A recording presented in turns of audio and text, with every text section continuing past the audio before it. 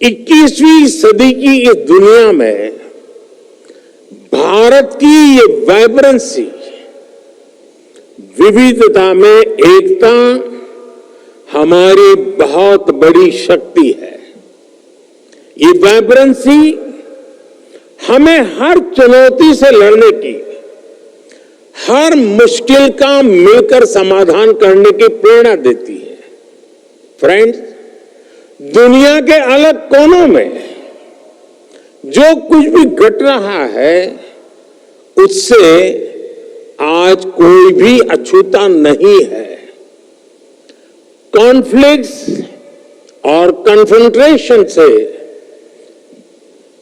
आज दुनिया संकटों से जूझ रही है। इन संकटों से भरी दुनिया किसी के भी हित में नहीं है। मानवता के सामने जो बड़ी चुनौतियां हैं उनका समाधान एक बटी हुई दुनिया नहीं दे सकती। यह शांति और भाईचारे का समय है, साथ मिलकर चलने का समय है, साथ आगे बढ़ने का समय है।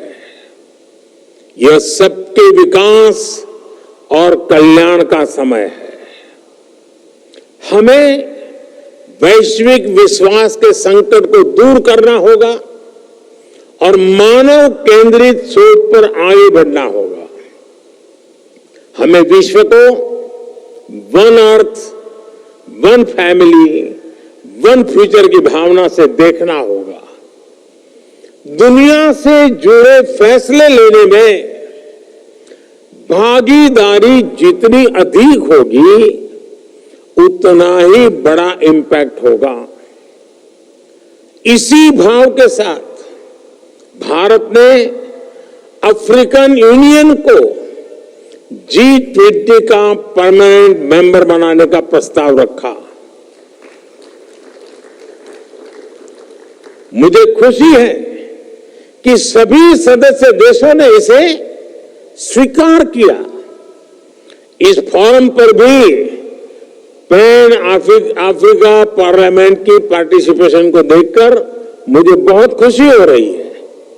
साथियों, मुझे बताया गया है कि हमारे स्पीकर ओम बिड़ला जी आपको भारत के नए संसद भवन में भी आज शाम को ले जाने वाले हैं।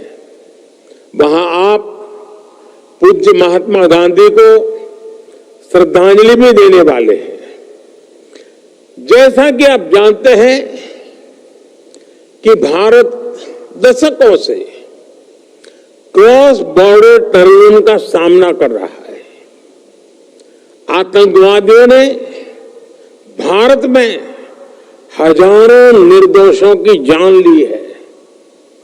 संसद के नए भवन के पास ही आपको भारत की पुरानी संसद भी दिखाई देगी। करीब 20 साल पहले आतंकवादियों ने हमारी संसद को भी निशाना बनाया था और आप जानकर चौंक जाएंगे कि उस समय संसद का सत्र चल रहा था। आतंकियों की तैयारी सांसदों को बदले बनाने की, उन्हें खत्म करने की थी। भारत ऐसी अनेकों आतंकी वारदातों से निपटते हुए आज यहां पहुंचा है। अब दुनिया को भी एहसास हो रहा है कि टेररिज्म दुनिया के लिए कितनी बड़ी चुनौती है। टेररिज्म चाहे कहीं भी होता हो, किसी भी कारण से होता हो, किसी भी रूप में होता है, लेकिन वो मानवता के विरुद्ध होता है। ऐसे में टेररिज्म को लेकर हम सभी को लगातार सख्ती बरतनी ही होगी। हालांकि इसका एक वैश्विक पक्ष और है जिसकी तरफ मैं आपका ध्यान आकर्षित करना चाहता हूं। टेररिज्म की परिभाषा को लेकर आम सहमति ना बन पाना, ये बहुत दुखद है। आज भी यूनाइटेड नेशंस में international convention on combating terrorism consensus का इंतजार कर रहा है।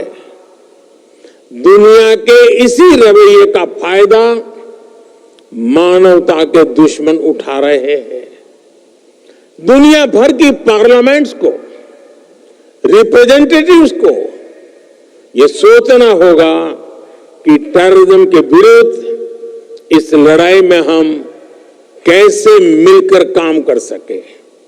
साथियों, दुनिया की चुनौतियों से निपटने के लिए जन भागीदारी से बेहतर माध्यम नहीं हो सकता। मेरा हमेशा से ही मानना रहा है कि सरकारें बहुमत से बनती है, पर देश सहमति से चलता है। हमारी पार्लियामेंट्स और ये P20 फोरम भी इस भावना को सशक्त कर सकती है। डिबेट और डेलिब्रेशन से इस दुनिया को बेहतर बनाने के हमारे प्रयास जरूर सफल होंगे।